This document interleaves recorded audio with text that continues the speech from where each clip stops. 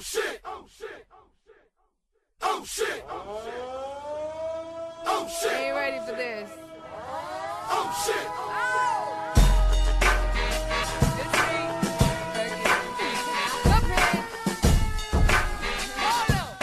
Shalom, it's me, Punk Julius, back at it again. Surprise, bitch, I'm back. Sorry I've been gone for so long.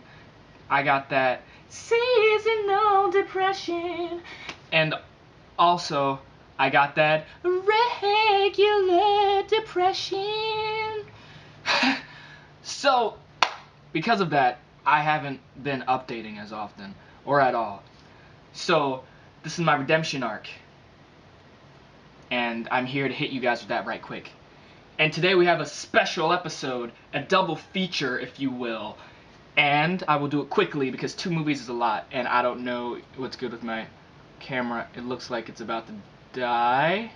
It's actually fine. It's just flashing.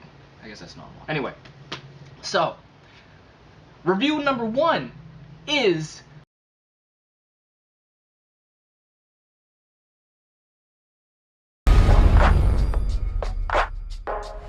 Happy Death Day. That came out on Friday the 13th, and like I said, I'm trying to make this quick because it's 2 and I normally am long-winded and people don't watch my videos and I'm trying to make them, so maybe shorter videos will help. No one has 15 minutes to spare on little old me.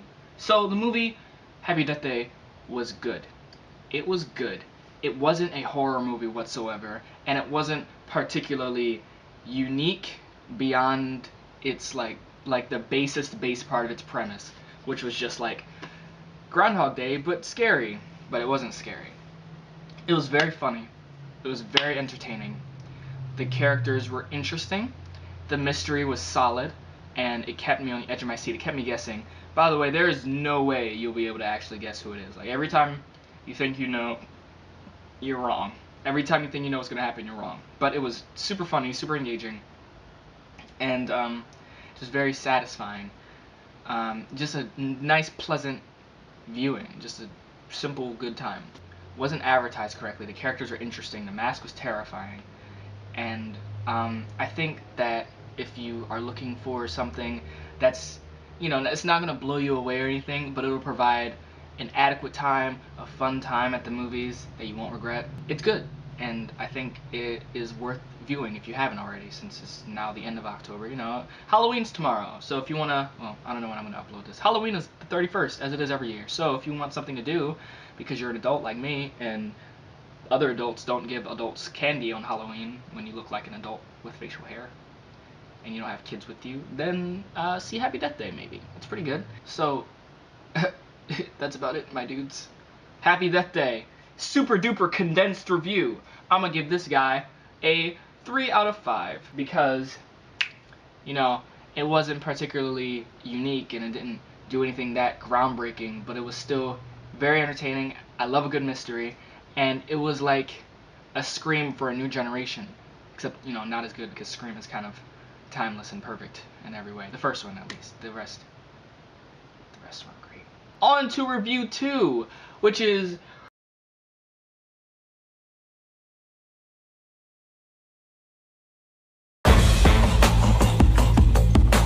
Suburbicon. I felt particularly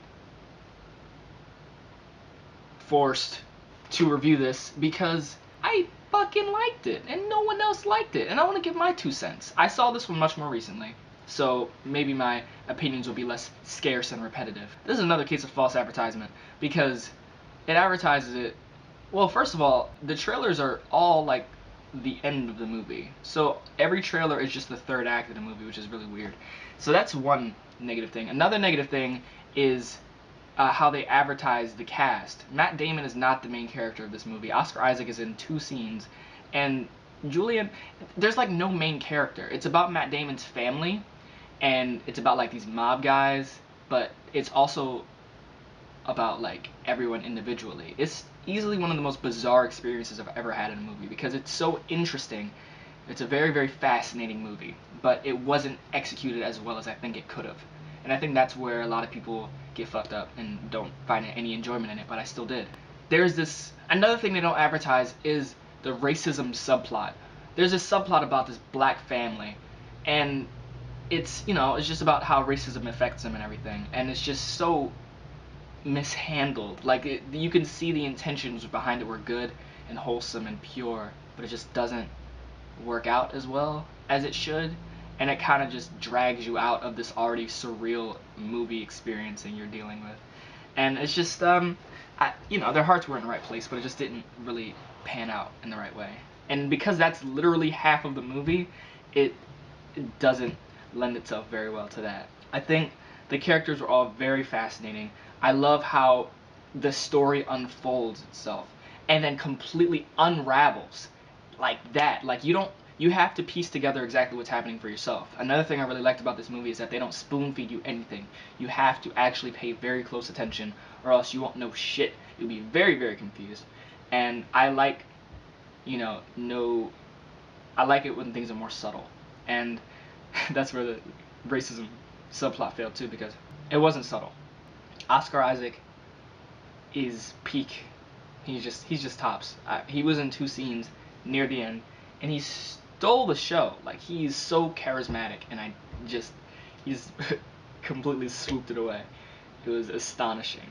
His energy is just really ridiculous. Matt Damon did an adequate job. Julianne Moore, I'm just on Julianne Moore hype train ever since I saw Kingsman, and I'm just seeing her all over the place now. Hunger Games, Don John, shit that I never even realized was her. Now she's just character actress Julianne Moore. I love her. She's great. It wasn't super funny, but it was very interesting, and I loved the concept, and I loved how it was executed. It could have been executed better. But that being said, I think that there are very few things like this movie that exist, and I get why people dislike it, but to get slammed and flop as it is doing, like, that's just very surprising to me. So that's my condensed review. I hope that wasn't too long. I'm gonna give Suburbicon a 3.5 out of 5 because personally I really enjoyed it. And it was almost a 4 for me, but you know, the negatives were too strong for me to just ignore, and it was just weird, dude. But that's it. That's your double feature. This is probably the length of a regular video, but it's 2 reviews in 1! I needed to do this because I'm prepping for Thor Ragnarok, which I'm seeing this Thursday at 10:00 Ragnarok. So look forward to that. And I gotta do this. I gotta get back in the habit. I gotta get motivated. You tired? I don't know if you can see my dog. She's over there. Her name is Lola. Thank you for viewing. I love you. Like, comment, subscribe if you want. Share, you know. And yeah, thanks for taking time out to see this. And if you agree with me, if you disagree, let me know in the comments.